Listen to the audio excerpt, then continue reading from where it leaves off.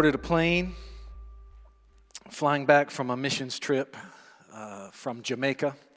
I was 22 years old, and I had my college basketball team on the trip with me. Seated off to my right was a guy that I knew loved the Lord. We were a Bible college. We weren't all that great at basketball, but we loved to play, and we went on a mission trip, shared Jesus through athletics. We were on our way back, flying into JFK from a connect that we had in Miami. As we came in, we were on a jumbo jet, and I do not like to fly at all.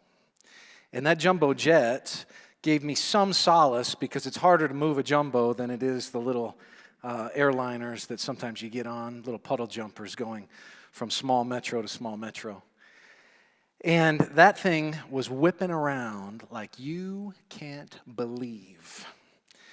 And it was a New York winter as we were coming into JFK. And if you've ever flown into New York in the winter, it can get a little bit hairy. And we were coming down, and I looked back at the stewardess, the flight attendant. Her job is to keep me calm. Her job is to keep me safe. And when they get nervous, I get real nervous. And she was nervous, white-knuckled. And I thought, oh boy, we're in trouble.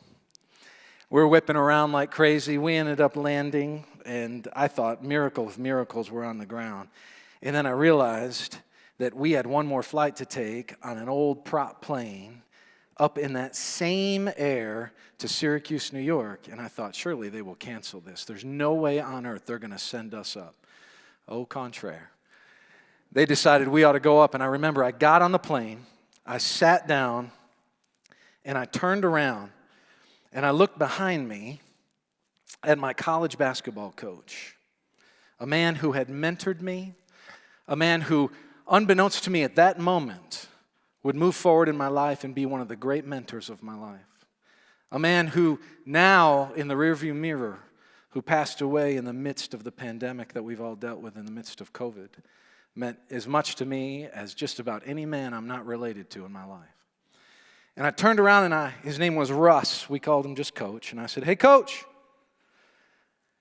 you got any regrets in life? We're up here sharing regrets like crazy. And this thing's going down. What are we going to do? And I'll never forget, he said, no, not a one. Now, here's the thing. I would have taken that as kind of a ridiculous platitude if I didn't know him. But I'd seen him. I'd seen the underside of his life. I'd lifted up the hood on that man. He had 4 daughters. I knew his daughters. I knew a couple son-in-laws. I knew some would-be son-in-laws. I knew a bunch of guys that wanted to be son-in-laws. And I thought, you know what? That's the kind of life I want. That's the kind of life I want. We're here because we want to be better men. And sometimes you need a vision for what it is to be a better man from wherever you're starting and whatever that looks like. Russ Howard, my coach, he had a kind of timelessness to his manhood. It wasn't just defined by the situation that he found himself in. It wasn't defined by what was around him. It wasn't defined by sort of the zeitgeist of all that was going on. He was strong, but not macho. He was sweet, but not sentimental. He was determined, like a dog with a bone, but he wasn't bullish. He was brave without bravado. Never had to tell anybody about it. You could just see it. He was invested, but he wasn't codependent. He was passionate,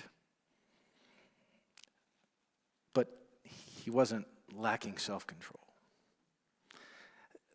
That's the kind of manhood that I want for me. That's the kind of manhood that I want for you. To be that kind of individual that you'll sit in the rear seat someday and somebody's going to look back at you and say, you got any regrets? And you may have them sitting here. But you'll be able to say, you know, I think I ordered my days properly.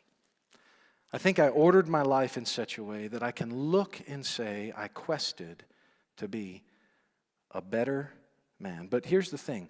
To get there, all of us have to be honest about where we are. The medievals had a saying, a jackass doesn't look in the mirror and see an apostle staring back at him. You know what I mean? A jackass doesn't look in the mirror and see an apostle staring back at him. As we begin thinking about being better men, let's just think together about where manhood is at today. We want to, in session 1, spend some time turning that over. We got to kind of get our bearings a little bit. If we're going to quest to define it, down the line we will. If we're going to quest to discover kind of the contours of it, if we're going to talk about the hows and the whys, I think we have to know a little bit about the lay of the land today. And so we got to get some sort of starting line perspectives of where we need to begin. And as men, we have got a lot in common. We all have a lot in common. You and I face similar challenges. We live in a world where we face emotional things that come against us. Men know what it is to face things like anxiety and depression. Men know what it is to face expectations at the workplace where you're not sure you're going to measure up. Men know what it is for us to think consciously, sometimes deeply, sometimes debilitatingly about what it is to be a provider. To be that kind of, not just a physical provider, but an emotional provider, the kind of one that can be a stabilizing influence in lives around us. We've got common challenges. We've got common needs. I think every one of us wants to be respected. I think every one of us would like to be appreciated. I think every one of us would like for our life to matter. I think every one of us would like to be a man in one way or another of influence. I think every one of us would like to feel understood and to be able to understand. I think every one of us would like to be able to engage. We have desires. Every one of us has sexual desires. We have emotional desires. We have recreative desires. We have desires that map onto the natural world that God has made us for. He's made us to relate to. He's made us to enjoy. We have a lot in common. We also all want to be better. That's why you're here. If you didn't want to be better, there's probably something better you might think of to do than this. But you're here one way or another because you want to be better. I love the story that Steve Farrar writes about in his wonderful book, Point Man. He says, not long ago, 3 military recruiters accepted an invitation to address the senior class of a local high school. Graduation was only a few months away. And the principal wanted his 200 young men to hear the options available in the military. The assembly was to be 45 minutes in length. It was agreed that each recruiter would have 15 minutes to make his pitch and then have another 20 minutes in the cafeteria to meet with any interested boys. The Army recruiter went first. All you in the Army are like, hoorah. And got so excited about his speech that he went over 20 minutes. The Navy recruiter, Navy's never going to be outdone by Army, right? The Navy recruiter, not to be outdone, stood up and also spoke for 20 minutes. The Marine Corps recruiter, realizing that his 15-minute speech had been cut to 2, walked up to the podium and spent the first 60 seconds in silence. Wordlessly, he gazed over the group of high school seniors.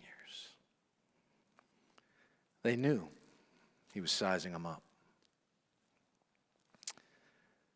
After what seemed to be an eternity, the recruiter said, I doubt whether there are 2 or 3 of you in this room who could cut it as a Marine. I want to see those 3 men as soon as this assembly's dismissed.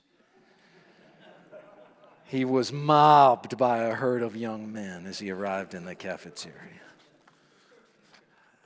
We all want to be better. We all want to be better. In your workbooks, you can see some notes, but some of us feel good about where we are right now. You might look at these and think about where you are right now in this. You feel good about where you are right now, but you also want to keep growing? That may be some of you. Some of you have important manhood questions. Things like, what do I need to know that I don't? What should be my top priorities as a man? How do I live like Russ without regrets? The reality is some of us just need help. And I mean that in the most practical way. Some of us are in marriages where we just need help. We're sort of running out of real estate and we're not sure what to do. If we feel real confident, marriage has a way of making you feel not as confident super fast. We need help sometimes with our kids, work, habits, friends. Need help in our spiritual lives. We're in a spot where sometimes we just need practical help. And some of us are in transitions. In fact, in some ways, life just feels like a transition after a transition after a transition, doesn't it? Sometimes it feels like you wish it would just stay static for a little while. Some of us are struggling, need a new direction. So let's think for a minute about how men are doing today when we look at the landscape. And this may be the case for some of you that are here. Some of you have found a manhood that works. It's pragmatic, and that's a good thing. It's working for you. It's working in your marriage. It's working in your family. It's working at your workplace. It's working in your church. It's working in the various spheres that you engage your life in. And man, when that starts to click, I mean, it's life-giving. It's life-giving. People get encouraged by it. Your wives, the women in your life, daughters, mothers, they feel treasured by a manhood that works. There's a kind of security that they get. Your family begins to thrive in the context of a life-giving manhood. You sit sort of metaphorically at the middle of the family, and there's just a sense where people bring their wounds and hurts to you. People come away healed from you.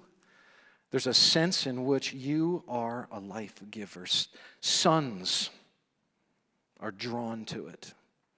Sons look at a boulder upstream. They need a boulder upstream that they can look at and say, that's what I need to be like. That's someone who I can rely on. That's someone I can trust. A daughter, I just delight in it. And not only do they delight in it, but it creates a kind of map of sorts for the kind of guy that they're going to look for one day. And they're going to hope that he looks a little something like Dad. Your workplace, your community benefits. It's interesting, the Bible speaks of Jesus this way. And it's in an interesting text in 1 Corinthians 15:45. Paul writes, "Thus it is written, the first man, Adam, became a living being." We know that from Genesis, right? God breathed into his nostrils the breath of life. The last Adam, that's Jesus, the one who reverses the curse that Adam's failure brought about. The last Adam became a life-giving spirit. There's a kind of model in manhood. I think sometimes we don't think about Jesus this way. And I think we need to think about Jesus this way. I think it's helpful for me as a man to look at Jesus and to say, what kind of a man was Jesus? And what can I learn about how I witness the relational properties and the relational quotients and the ebbs and flows as people come to him and from him, and what that looks like in his life? Well, it looks like life giving. Now, you might say, well, Brian, I might be a lot of things, but the one thing I'm pretty sure I'm not is Jesus. And I'd say that's true. That's true of me. But here's the good news. The Bible goes on. And in 1 Peter 3:18 we read, "For Christ also suffered once for sins, the righteous for the unrighteous, that he might bring us to God, being put to death in the flesh, but made alive. Made alive in the Spirit. See, Christ comes, and what he does is he gives us a kind of life. Let me show you one other verse that speaks to this. 2 Corinthians 3:6. Not that we are sufficient in ourselves to claim anything is coming from us. That's real important. If you're here and you've got manhood, if we walk through all of BetterMan and you go, yep, that was me. Praise God that that was you. But slow your roll, partner. It may not be that you're all that in a bag of chips. There might be something else going on in you that caused that. Not coming from us, but our sufficiency is from God, who's made us sufficient to be ministers of a new covenant. Now watch, not of the letter, but of the Spirit, for the letter kills, but the Spirit gives life. It's life-giving. See, I've got rules. I mean, you ask my girls, I got rules. My rules don't give life in my house. My rules set boundaries. My rules protect. My rules are issues for safety. They might even be issues of profitability in life, that your life would be prosperous if you'll follow these things. That's true. But that's not the fuel. That's not the fuel. The other day, this has happened twice recently. I must be losing something mentally. My wife and I were traveling, and we've got a car that is really smart. The technology in this car is like kind of crazy smart. It helps me, but it hurts me because it keeps beeping every time I go over a line. And that's my job, my wife's job, to tell me that I'm wrong going over a line. Right? So it tells me on the dial how many miles I have to empty. Some of you may have a car like that. So we're driving. We go through some metro area, and we're going to hit a long stretch over the mountains going from Portland to the Oregon coast. And you go a long, long, long time through those mountains before you hit a gas station. I've driven that road on Highway 26 many times. Well, I knew I needed to fill up when we were coming through Portland. And I put it off, and then it spaced my mind. I got thinking about other things, probably listening to a good country song on the radio. And we're going. And I look, and I know this road. I know how far we've got to go to get gas. 20 miles to empty, and I know we got 40 to go. And I thought, oh boy, what are we going to do? How are we going to make it? So I literally was putting the car in neutral as we're going downhill. There's a spot, I coasted for 6 miles, I'm proud to say. And we coasted that thing all the way down. It was on zero and had been on zero for a couple of miles as we coasted on in to a gas station. That car had all the machinery. It was high tech, man. That car had all the mechanical structure to do everything needed. God made you with everything you need. You got it. But you can't run on empty. The life-giving nature of Christ in you is what makes for you to be a better man. He created you with everything necessary, but left alone, you'll coast. Left alone, you'll be okay for a while. Until you got to go uphill. And I don't know if you've found what I found in life, but brother, it's uphill, man. It's uphill. A better man's got to have fuel in his tank. Better man's got to have fuel in his tank. 2 quotes that I just think are gold, and I love them. Albert Schweitzer wrote years ago, "The tragedy of life is what dies in a man while he lives." A lot of guys are shells, no fuel in a tank. They're broken, they're bruised, they're wounded. All the machinery's there, but they're lifeless, and they're the walking dead. If you're the walking dead, you're at the right place, because we're here about making better men. The old church father, Irenaeus, said, "The glory of God is man fully alive. But the life of man is the vision of God." See, you've got to get a vision for what God has created you for and how He can bring you to a sense of having a fullness of life. Russ, my old coach, I look back and he said, "No regrets." Those 4 daughters, his precious wife. I knew something about him. I'd learn over the next 20 years a lot more about him. But I knew enough as a 22-year-old in that airplane seat that man had an orientation that I needed. And here's the orientation. He was a giver. He was not a taker. He was a giver. He was not a taker. And I wish I could tell you that I don't know many men that are life takers. But I know a lot. I know too many. You're here because you don't want to be that.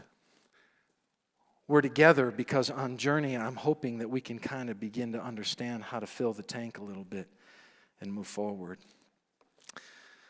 So how are men doing? Secondly, some men, they live in a manhood fog. They live in a manhood fog. They live in a way where it's kind of confusing. Not sure what to do with it all. And the culture doesn't help us, does it? I mean, the culture leaves us in a place where it's hard to know what it is even to be a man today. It's hard to know if you're even licensed to do it because the culture doesn't really want to give you a license. And there are books that are written that it seems like almost any vision of manhood is thrown aside and seen as toxic. It doesn't really matter what you have to say about it. It's just when you put the aperture or the label manhood on it. There's different visions of manhood. There's a Marlboro man. I did some research on the Marlboro Man. You may remember that iconic figure, kind of the good-looking cowboy stud smoking a cigarette that poisoned the lungs of generations, right? To be a real man. He was actually a rancher in Wyoming.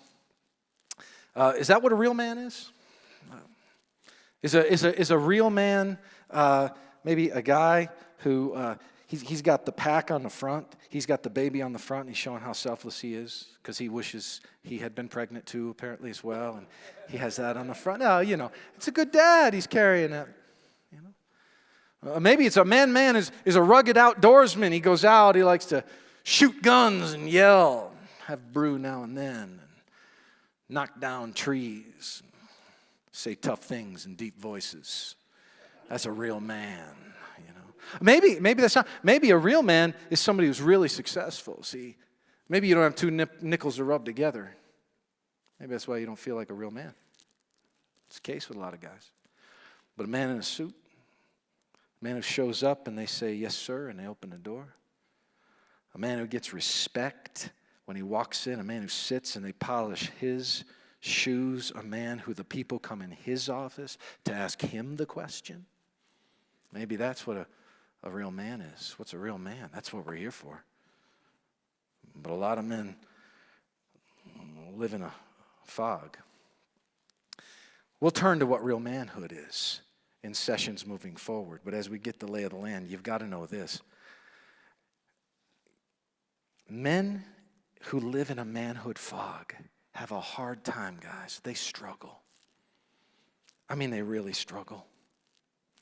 How do they struggle? Some of you live in that fog. Not sure how to be. How does that fog cause you to struggle? A couple of ways. First, they settle for less in life. They settle for less in life. But here's the thing. They don't know it's less. They don't know any better. They settle for less, but they don't know it's less. I grew up in New York State. New York State is largely known for angry people. However, It's known for a couple of other things, and one of them is the best darn pizza this world has ever seen, bar none. Okay?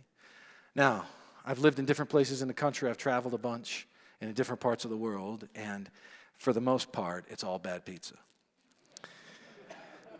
Because people don't know what they don't know. So when I see somebody and they say, I really like Domino's, I think, you're a loser. When I see somebody else and I think, nobody out-pizzas the Hut, I think everybody out-pizzas the Hut. Okay? I really like Papa John's. Slow your roll, friend. See, when you've tasted good New York pizza, everything else is like cardboard with pepperoni. It's all you got. Guys, you don't know what you're missing sometimes. And guys who have never seen, never had a vision of, and unfortunately, that's the case for some men. Some men in their life were not fortunate enough to look upstream and go, that's what a man looks like. And they don't know what they don't know. And they don't realize they're living for less. I love this quote by C.S. Lewis. We are half-hearted creatures, fooling about with drink and sex and ambition, when infinite joy is offered us. Like an ignorant child who wants to go on making mud pies in a slum because he cannot imagine what is meant by the offer of a holiday at the sea. We are far too easily pleased. Far too easily. We're playing around with drink, sex, and ambition, and we think that's a wonderful ride. And we have no idea what we're missing. Instead, as John Eldridge says, the world is like a carnival of counterfeits, and we just buy into the carnival. Purchase, purchase, purchase, purchase, purchase, and it poisons us. See, men in a manhood fog, not only do they settle for less, but they also create problems. And they create a lot of them. If you don't think through clearly where you're going, how to get there, and that you have the resources to accomplish it, you're going to get in trouble. Now, for whatever reason, I've had a problem taking my wife on trips lately, apparently, because we had the whole gas enterprise that I mentioned earlier in Oregon. We were on a 25th anniversary trip, and we were in Santa Barbara and Solvang and Southern California. Wine country is so beautiful. We had such a great time, and I'd never been to Death Valley. And I thought, I want to go through Death Valley. So my wife, who is one of the things I love most about her, she's always up for an adventure, always has been. And she said, let's do it. I said, all right, let's do it. Well, I didn't think through a thing. Not a thing. I thought, we got this nice little smart car. This is going to be great. We got going. It didn't even occur to me that I would lose cell reception for 2 hours. It didn't occur to me that we would go from a normal road to a rough road to a road, and I'm not exaggerating, where at one point I thought we need to turn around, and just as I thought that, I looked to the left and I saw a wild donkey up on the mountain, and I thought, we are in deep.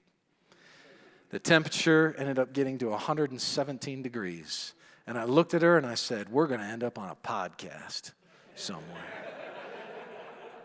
That's what happens in today's day and age.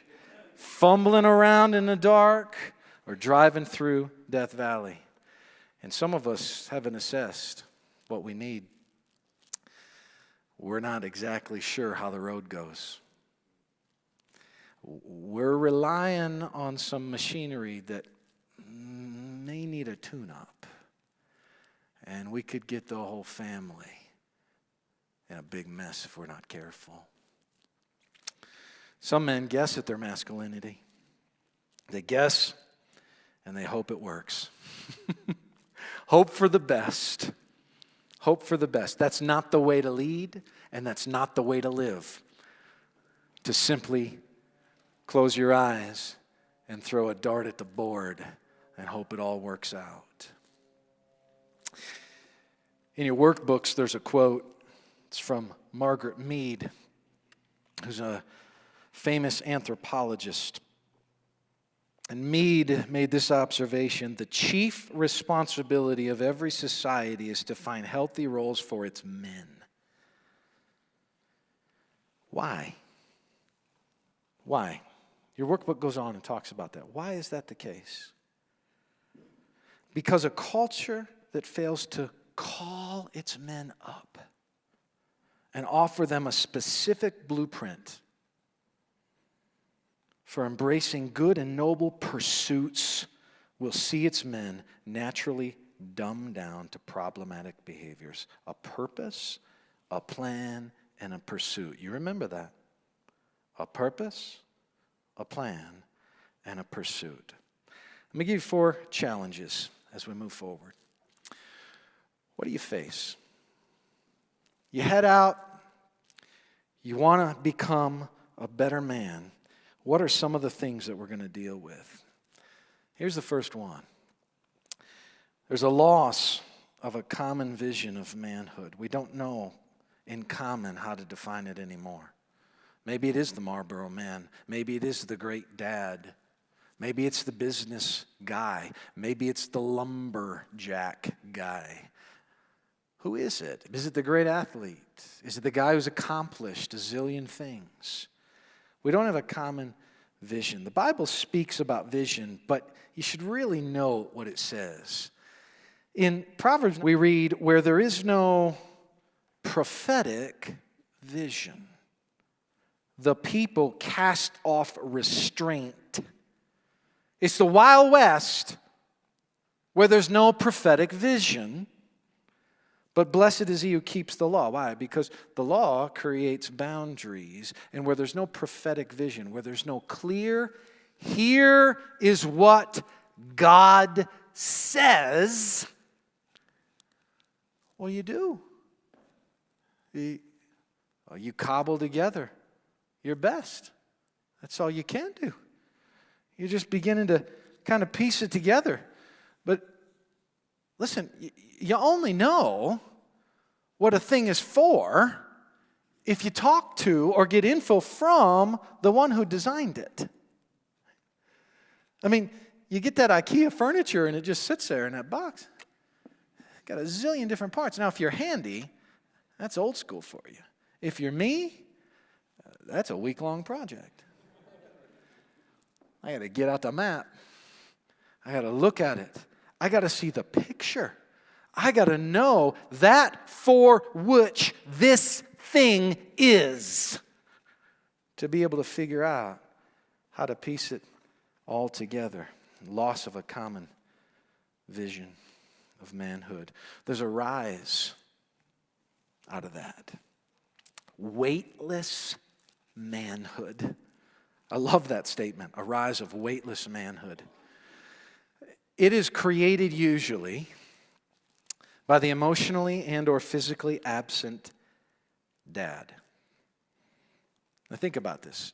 Dad's presence in the life of a child, but I want to speak specifically to a son because you're passing on manhood. Okay? For a daughter, it may be a vision of what manhood means in terms of future spouse and future male association. So it has deep value. But here's what happens. It gives a couple of kinds of stability. The first is it gives an emotional kind of stability. There's an anchoring that comes from a present father who's available, who's with. Growing up is frightening. You remember how scary it was in junior high? You were all weirdos. They all are. It's hard, man. And you need emotional stability, love and affirmation. Dad's presence gives not only emotional stability, but directional stability. Where do I go? Where do I head in my life? What's it look like to head there? Right? It adds a kind of stability. It's why the Bible says in Proverbs 17:6, the glory of sons is their fathers. That's my dad. Don't you want your son to say that? Don't you want your son, if you're a grandfather, don't you want your adult son to look and go, that's my dad? And all that's loaded in the statement, that's my dad. Welling up with a sense of holy affection. If I dare even be oxymoronic, almost a holy pride. That's my dad. Weightless manhood's bad. I like football. My wife hates it. She doesn't understand it at all. And she suffers through it for a little while with me, sort of to spend time with me, but it usually can only last in terms of minutes. But she's great commentary for the game. And one of her great comments is she doesn't understand offensive linemen. And here's what she doesn't understand.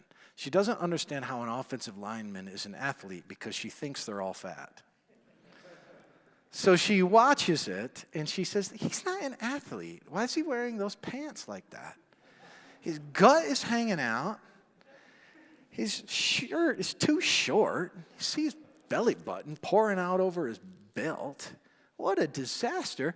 And you think he's an athlete? So I got to explain to her, right? You don't get it, girl. You don't get what an offensive lineman does. See, if you're in lean shape and you're ready to go and ready to run, and you boom, boom, boom, boom, boom, boom, you're not going to be an offensive lineman. Because that defensive lineman is going to make a toothpick out of your femur. Right? He's a big boy for a reason. Because whatever comes against him, when you go on an offensive lineman, he's big up top, but boy, when you go down the body, he is built to kill. And he's ready, man, because he's stable. There's a weight to him. There is a sense where the world might look, honestly, they might look at manhood the way that my wife looks at an offensive lineman. What in the world is that clown doing? That doesn't make a lick of sense. I love her, but that's actually a comment about her understanding of football, not the role of an offensive lineman. It's actually a commentary on the culture's assessment of manhood, not what a weighty man is, who's ready for defense, who's ready for protection, who's ready to move, who's ready to shake. He knows what it is to fulfill his role. Third challenge, a radically changed and radically changing social landscape. Isn't that true? You've got a bunch of stats in your notes. I won't read all of them, but you should read through them, but there's a couple that are important. In 1960, only 5% of boys in America were fatherless. Today, it's 41%. The definition of marriage was changed for the first time a number of years ago in 4,000 years. 4,000 years. You're parenting a generation that will grow up for the first time in history with a different definition of marriage. Cohabitation has exploded for the first time in American history. There are more unmarried adults than married. A majority of children, 61%, are born to mothers under 30, are born outside of marriage. Down below, depression rates have increased tenfold among men since 1960. We're in a tough way. Recently, a man named Richard Reeves, actually, the book just dropped in 2022. And Richard Reeves, in a book entitled Of Boys and Men, Why the Modern Male is Struggling, Why It Matters, and What to Do About It, shares a couple of key quotes, and I want to share them with you. For every 100 bachelor's degrees awarded to women, 74 right now are awarded to men. Of every 100, 74, 3/4.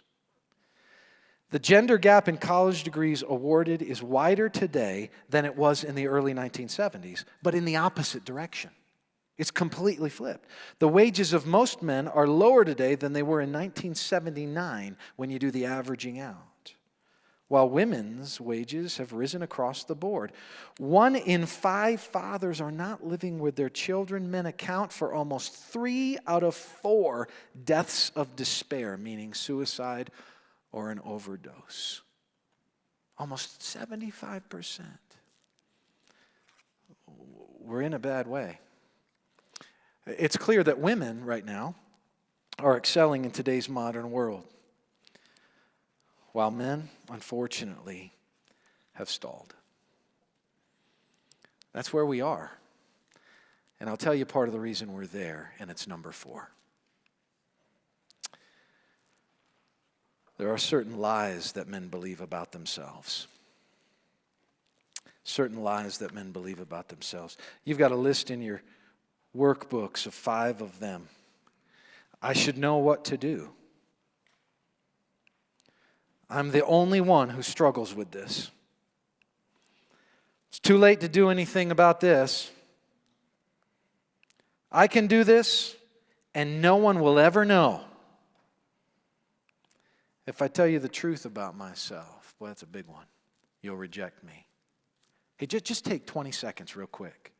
Circle. Is there a lie that you've believed? Is there one there that you'd go, I think that might hit the mark on something that's crept up on me along the way?